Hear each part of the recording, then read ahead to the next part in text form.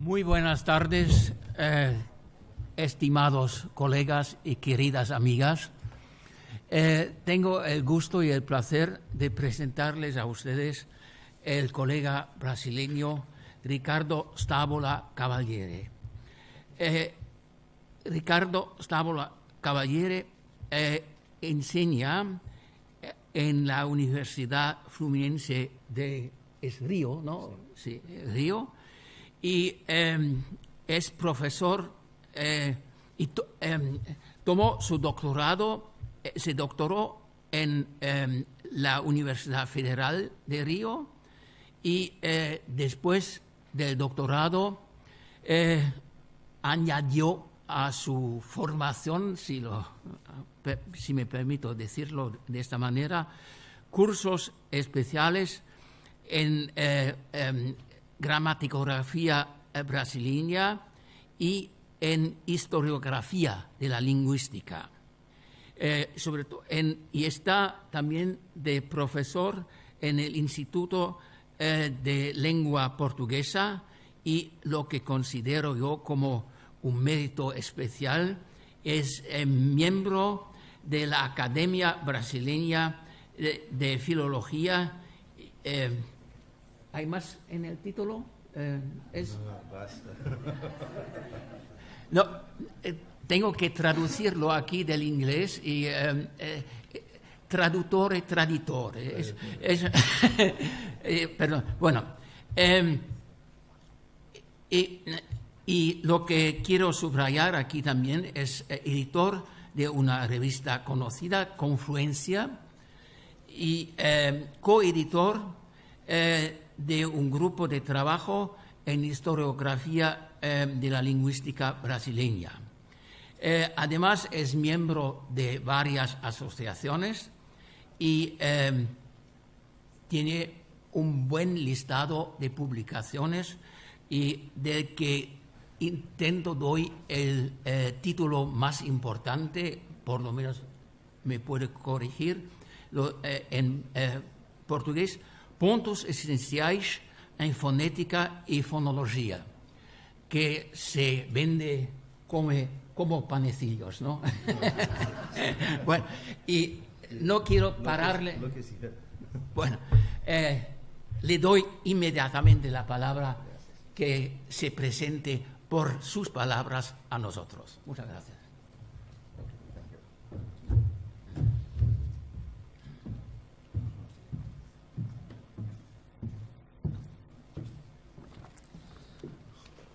Thank you, Professor Niederer.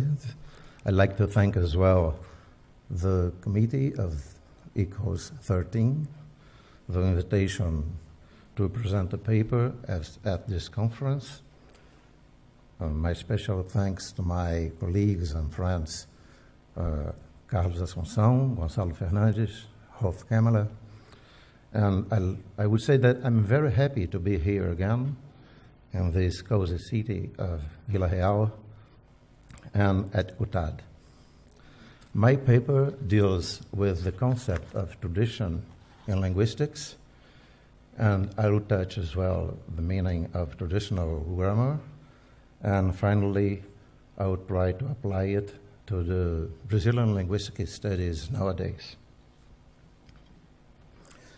The term tradition, from the Latin traditio traditionis, etymologically means delivery, the action of giving something to somebody, from trans, over, plus dare, to give. According to its general meaning, tradition is understood as a product of the past that continues to be accepted in the present, or, in other words, a set of socially rooted customs and practices that characterize the cultural heritage of contemporary society. Regarding this cultural meaning, tradition implies a set of beliefs and moral rules inherited from the past that determines human social behavior in the present day.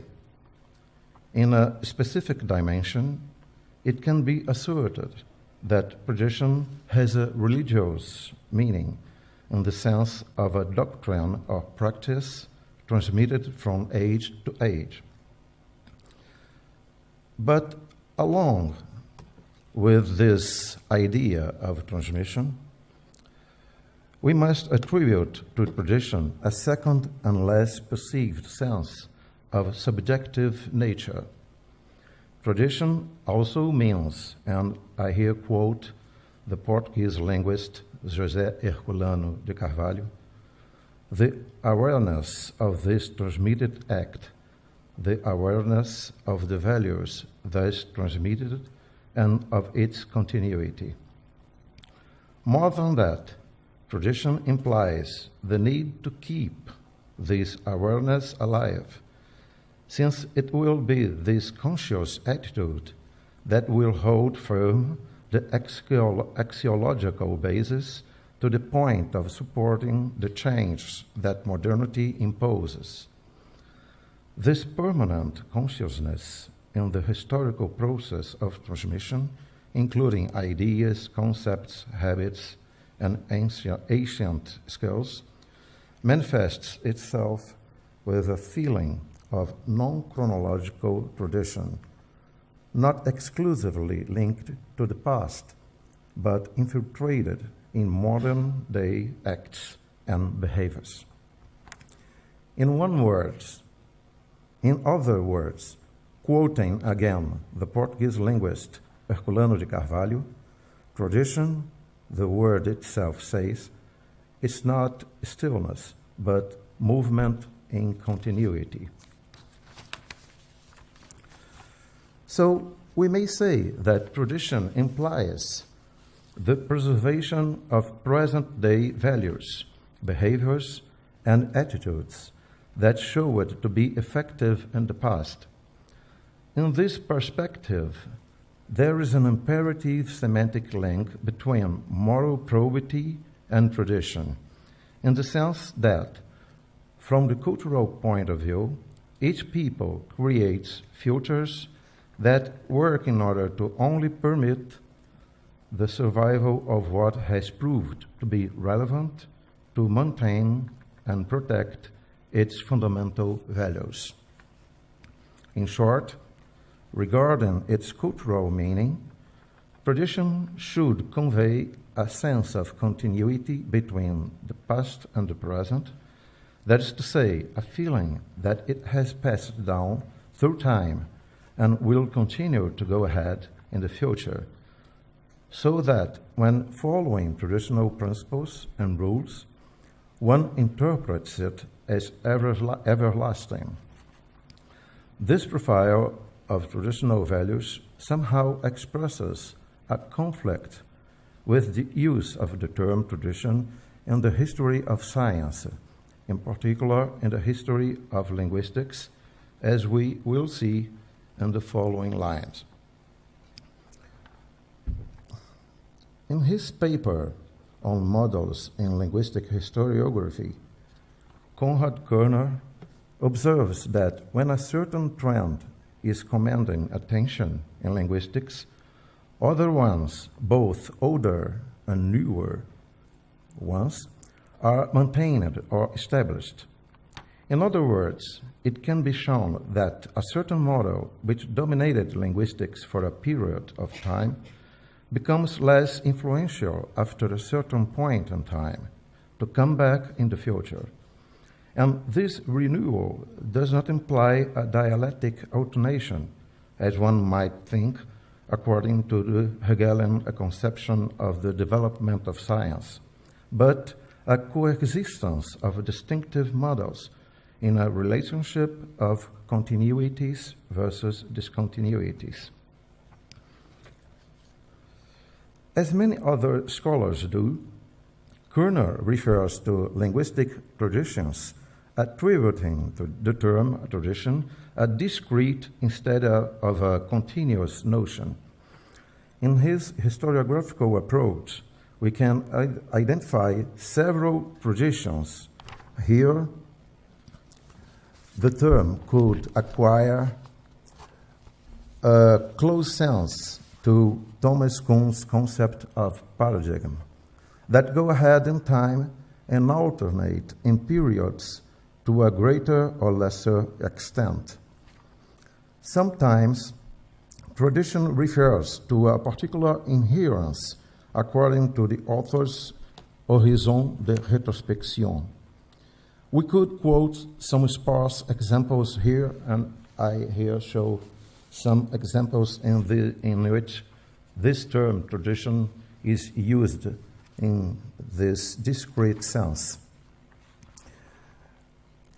In another dimension, we believe it is possible to talk about a linguistic tradition that is not segmented in discrete movements, since it is characterized by a more abstract plane in which we find ideas that have been sedimented over time, that due to their special acceptance in the academic environment no longer belongs to a particular tradition, but rather to this broader plan of a lato sensu tradition. As a general rule, the reference to this timeless or non-specific tradition in scientific discourse is made not by the substantive tradition, but substantive tradition per se, but by the adverb traditionally that refers to such consolidated knowledge in the history of linguistics. And here I show some quotes as well in which the adverb traditionally is used in this continuous sense or non-specific sense of tradition. What we have here, then, are not one-off proposals, but rooted concepts that lose their paradigmatic identity to constitute a consolidated knowledge that is heeded by paradigms in general. Making reference to the continuities versus discontinuities model in the history of linguistics, Konrad Körner observes that due to many reasons, and here I quote him, a certain trend subsides, and it appears that sometimes a general change of perspective and direction may cause a particular tradition to fall into disrepute. Considering that paradigms or traditions advance in parallel in successive pauses, it follows that over time, some of their concepts survive at moments of rupture and remain valid or in coexistence with the concepts of the paradigm in force. Hence, there follows the construction of a perennial conceptual order, which, for that reason, assumes a non-chronological feature, since it detaches itself from its original and specific tradition. There follows as well the advent of a conceptual line that represents tradition in its broadest and non-chronological sense. It lends itself both to the past and to the present, as demonstrated in this diagram. As you can see, this diagram is clearly inspired by Konrad Körner's continuity versus discontinuity model diagram. This explains why the sequence of continuities and discontinuities preserves certain concepts that become everlasting at the non-chronological plane of tradition and carry with them the corresponding meta-language. In fact, some knowledge gains, such as the principle of linguistic universals, the classification of the parts of speech, the morphemic analysis, the principle of distinctive features, and many others that have been built over time by several traditions, seem to belong to a single and non-chronological linguistic tradition, since they became concepts that are valid beyond the temporal boundaries of their respective paradigms. In a way, this is clearly linked to what Robert Robbins states as, and I quote him here, progressive accumulation of knowledge in a given range. Regarding this aspect, special importance should be ascribed to metalanguage. The task of talking about a language in order to describe it and provide it with instruments results in the production of two pillars of metalinguistic knowledge, grammars and dictionaries. These products or technologies undergo the natural wear and tear that technological advancement imposes on any field of knowledge. As a result, the passage of time and the continuous activity of scientific research imply an inexorable technological change that generates an antagonistic range of well-established knowledge and discarded knowledge. According to Kuhn's theory of normal science, the clash between paradigms involves the very conception of science and its scope. Kuhn illustrates this fact with the conflict between Lavoisier's chemistry and the 18th century Flogisque chemistry. The former, uninterested in research on the similarity between metals, the latter devoted to this issue. Within linguistics, the fact can be exemplified by the total lack of interest of structuralism in the origin of language, which was the obsessive focus of historical comparative school in the 19th century.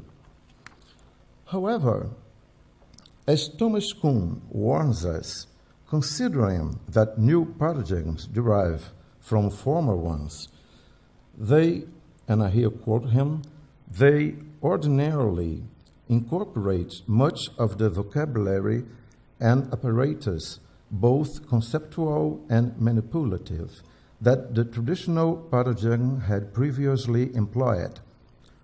Well, keeping the same meta-language in different theoretical models, on top of adding new concepts to previous technical terminology, results in preserving indirectly the concepts that it expressed in prior theoretical proposals, even if it is just to establish the necessary confrontation between what the term meant before and what it expresses now. This is a factor that grants tradition a timeless feature, as it is conveyed in a meta-language that is not linked exclusively to the past or to the present. Now, I'd like to say something about the meaning of traditional grammar. In a text published nearly 3 decades ago, Jean-Claude Cavaliere makes scathing criticism about generative grammarians because of their habit of referring scornfully to traditional grammar without demonstrating whether they have a full understanding of it. We could extend the criticism to virtually all linguists affiliated to different research models, since in general, the reading of theoretical linguists and even that of the historians of linguistics reveal a broad and imprecise concept of what traditional grammar is. Well, I'd like some water, if it's possible.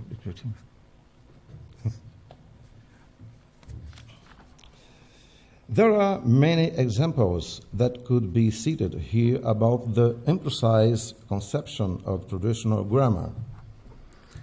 Kate Allen, to quote an example in his The Western Classical Tradition in Linguistics, links traditional grammar to the Greco-Latin classical grammar.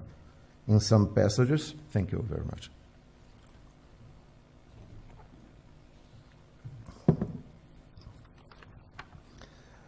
And, well, he links traditional grammar to the Greco-Latin classical grammar in some passages, and to the rationalist medieval grammar in other times, or else even to a non-specific source.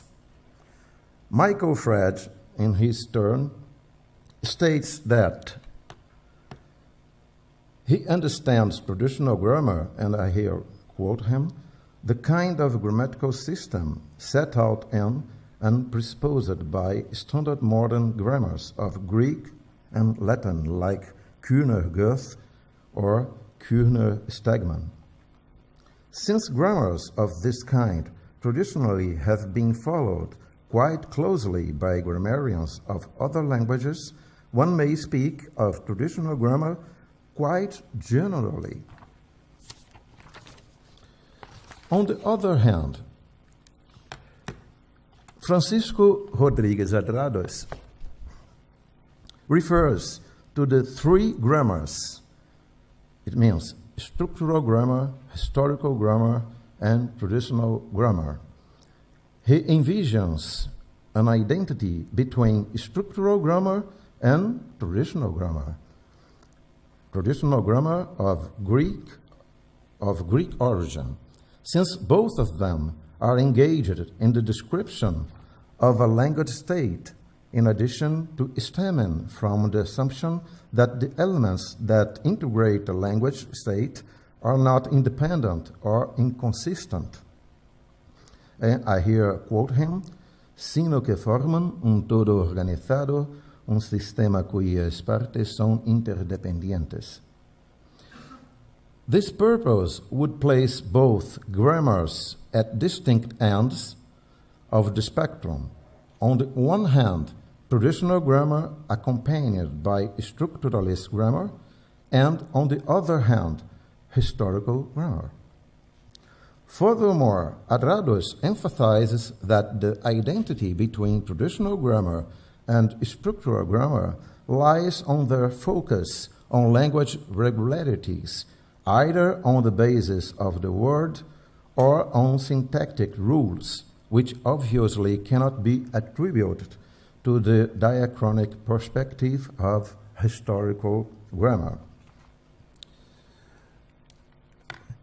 In linguists such as Eugenio Cossério, the concept of traditional grammar does not rely on chronological criteria, but rather on epistemological criteria, according to which the grammatical tradition, and I here quote him, es en gran parte una gramática lógica basada esencialmente en la idea de la correspondencia o equivalencia entre las categorías lógicas y las categorías gramaticales.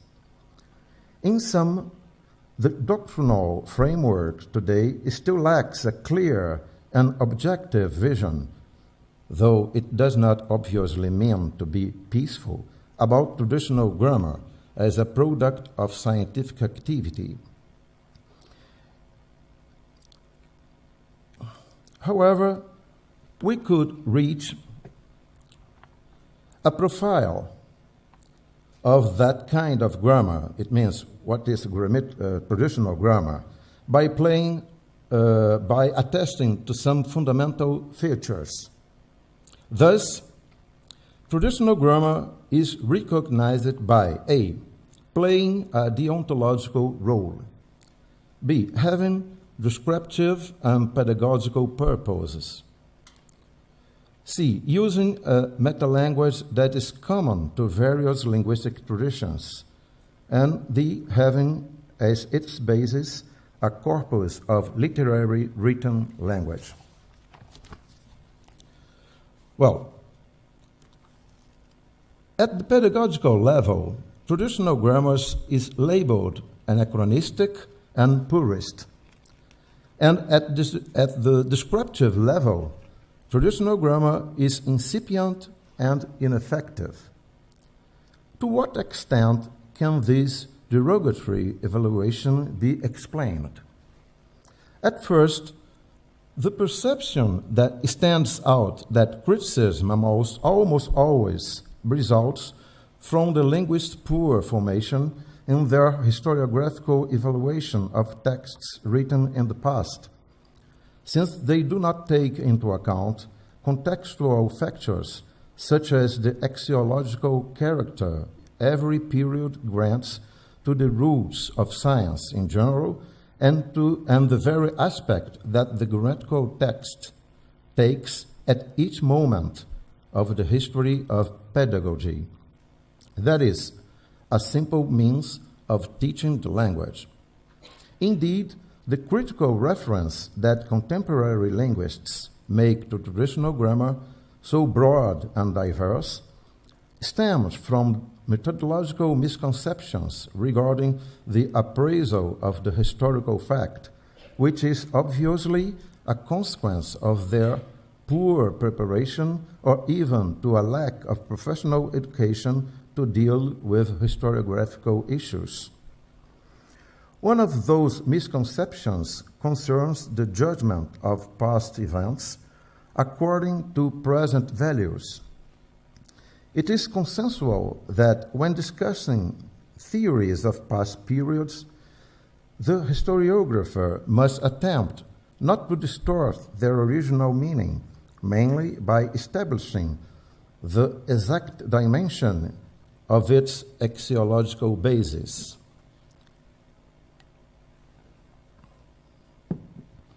This implies discussing, for instance, in what measure to be normative in the pedagogical level is a flaw in the 19th century, or even if it was indeed a flaw in the past. We can observe an evident lack of consideration about the intellectual atmosphere of past periods in this evaluation, as if the meaning of purism and the criteria of deontological papers were the same all along this extensive period of time.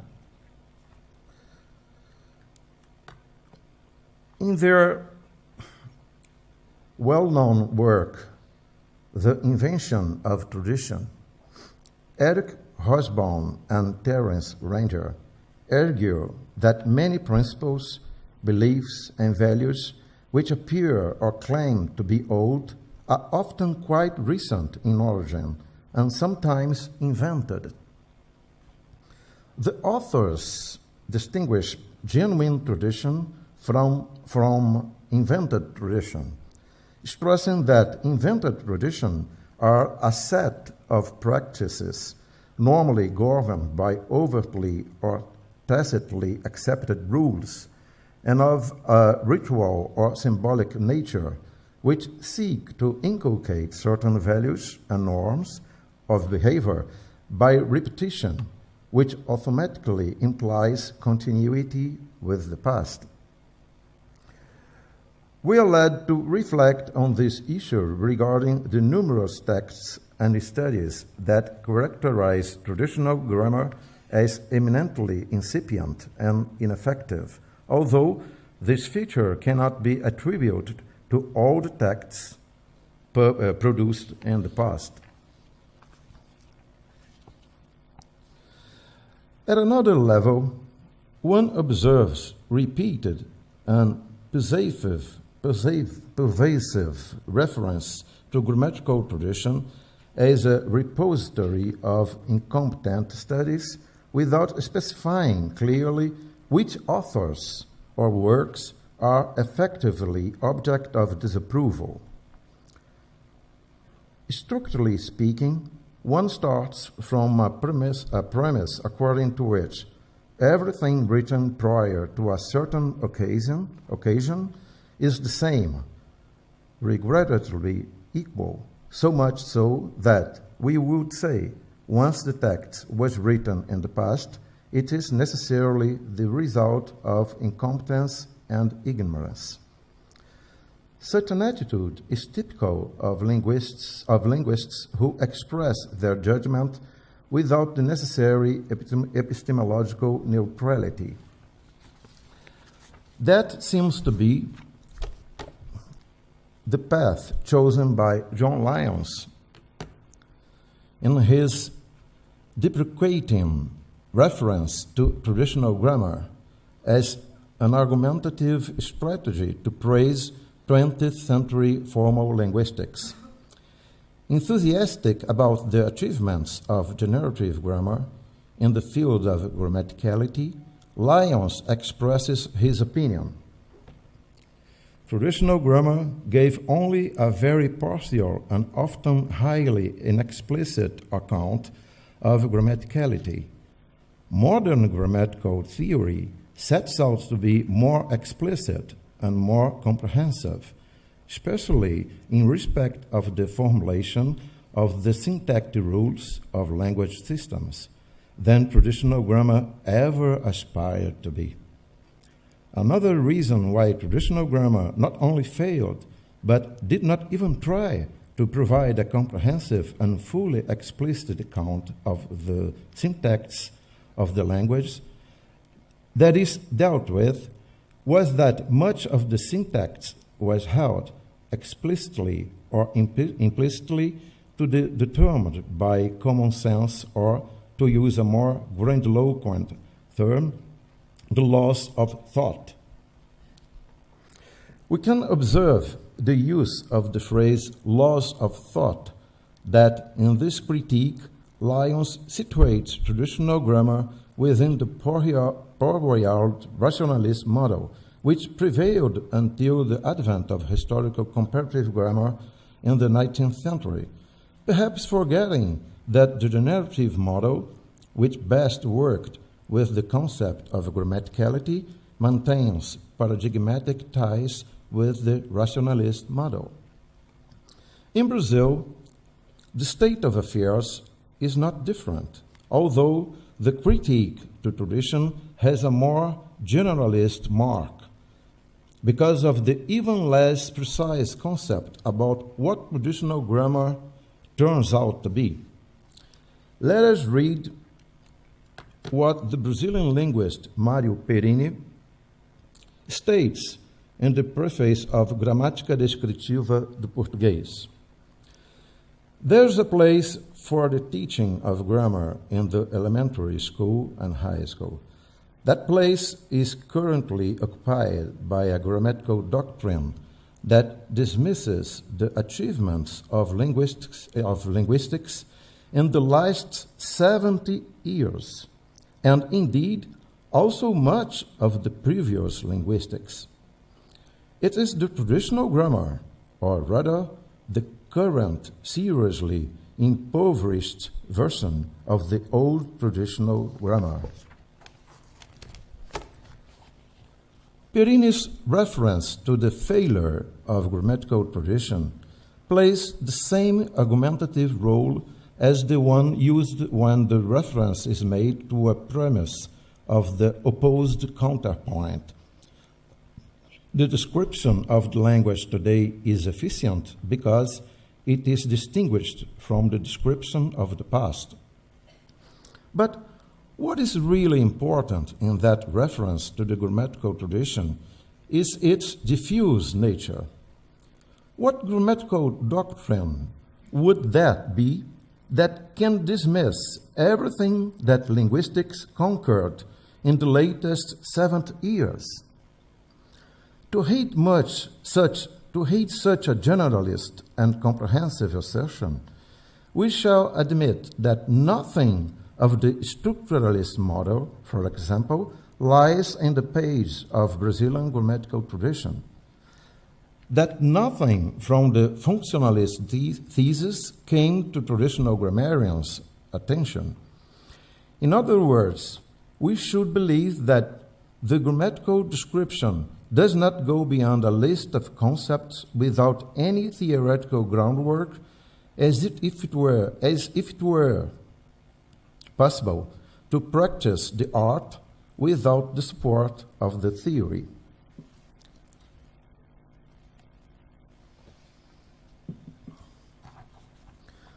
What reasons can we bring up to such iconoclastic stance? In one of his studies on the history of science, Thomas Kuhn defends the thesis that convergent thinking is just as essential to scientific advance as the divergence. According to Kuhn's thesis, traditional research, no matter how qualified it is, relies on convergent opinions originating from a consolidated consensus that permeates science education and is ratified in professional life. Thus, considering that revolutionary shifts are uncommon, one can conclude that they depend on a long-term prevalence of a consensual order in the field of research.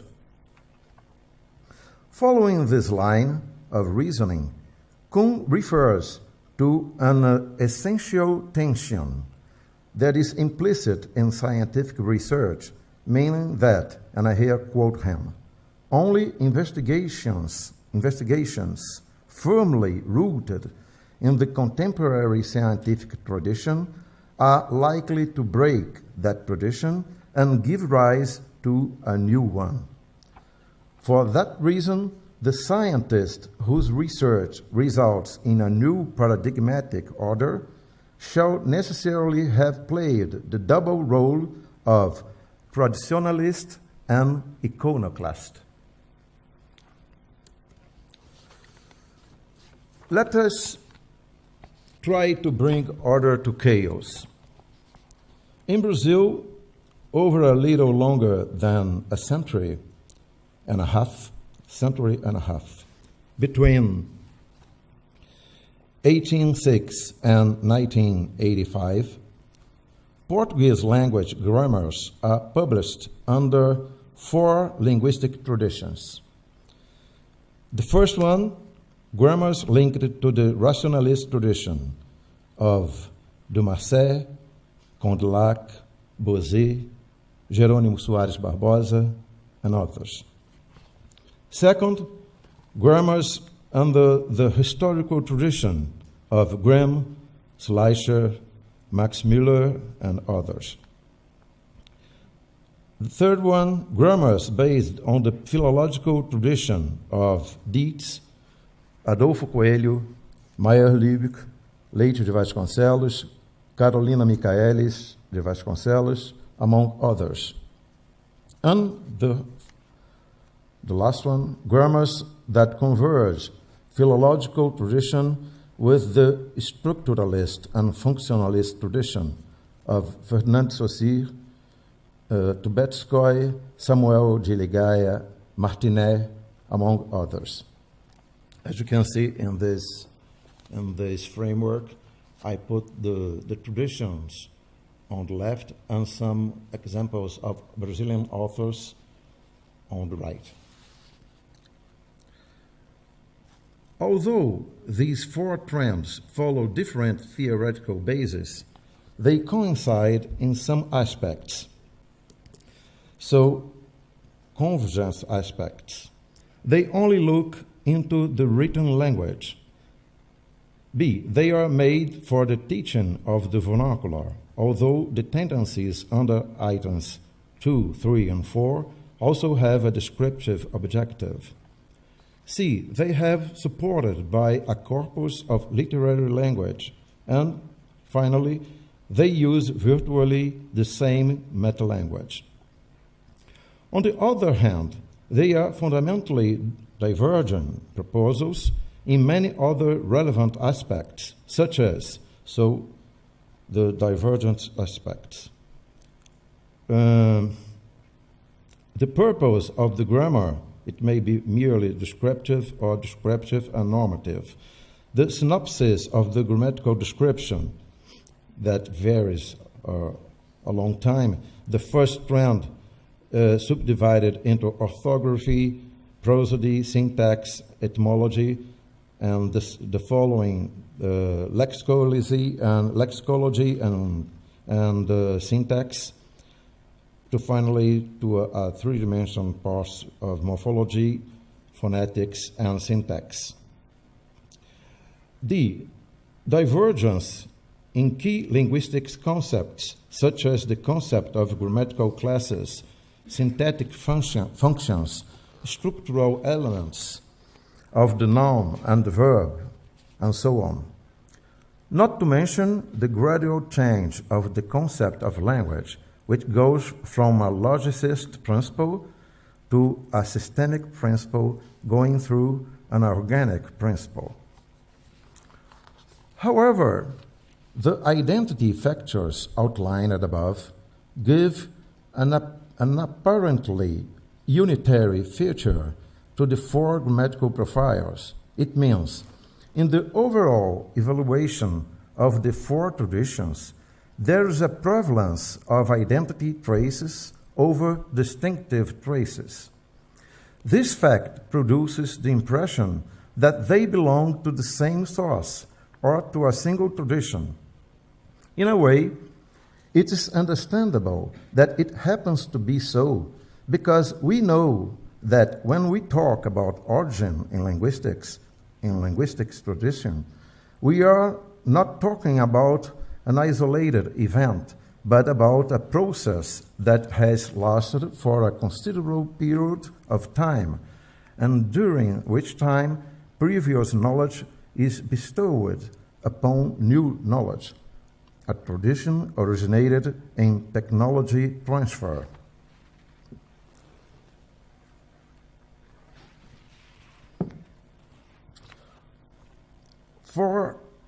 For experienced linguists, however, especially for those who have historiographical training, this generic reference is inconceivable, since it ends up by creating an invented tradition, to use Eric Hobsbawm's and Terence Branger's expression quoted above.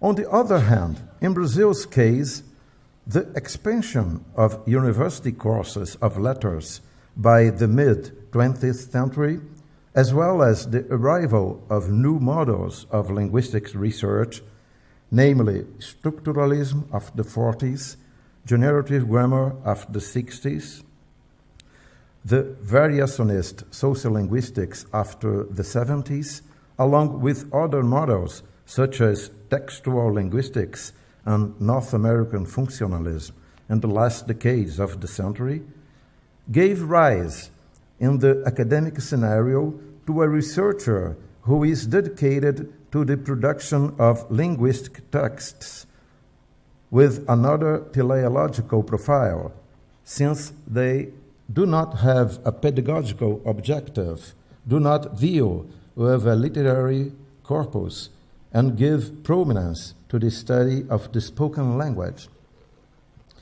In addition to this, these new models not only rupture the relatively unified metalanguage of earlier traditions, but also multiply different metalinguistic patterns, a natural consequence of the multifaceted aspect that linguistics assumes at the end of the century. Structurally speaking, one creates the pseudo-truth that linguistics as a science emerged from Saussure. The reason why the new researchers who start with the theoretical models that prevailed in the second half of the 20th century have gained the privilege of naming themselves linguists, while those who were devoted to language studies within the prior trends are called philologists. As a result, it is a convention to name linguistic grammars, the works that are written according to the new models, especially the structuralist, the generative, and the functionalist, as opposed to traditional grammars, that is, all works that were written previously within the frame of the rationalistic school, the comparative historical school, the philological school, and even the structuralist philological branch. In brief, today, the term traditional grammar within the Brazilian academic environment implies a broad, unspecific, and depreciating reference that encompasses everything written outside of the models that have prevailed since the mid-20th century, namely structuralism, generativism, sociolinguistics, and the so-called North American West Coast functionalism. The main misconception of this evaluation is in interpreting tradition as a point in the past, rather than a timeless force that pervades the course of linguistic knowledge. Thank you.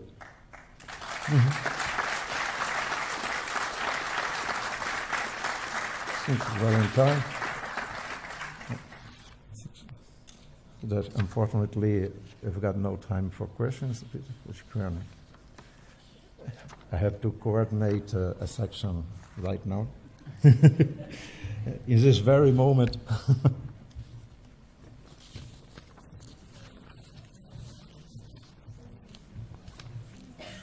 Muito obrigado.